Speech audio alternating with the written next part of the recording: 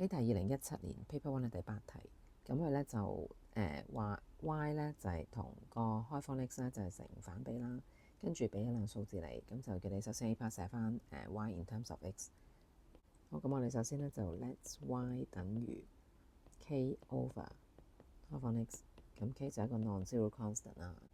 好啦，咁 y 咧就代81，k 咧就代144，咁要開方啦。咁將個12乘翻81咧，就會計到個 k 係972，咁所以咧就代翻入去 y 咧就會係972 over 開方 x，咁呢個就係 A part 答案啦。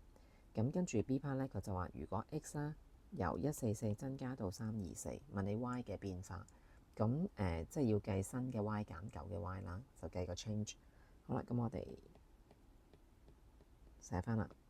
嗱，如果當 x 係144嘅時候咧，個 y 就係佢俾你嗰個啦。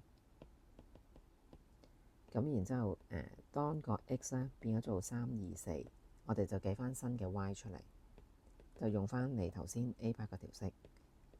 咁即係972除開方324，咁就會計到呢個答案係54。好啦，咁我哋就計個 change in y，咁咧就用新嘅54減翻舊嘅81，咁咧就會係-27，咁所以個 y 就會係減少咗27咯，個變化就係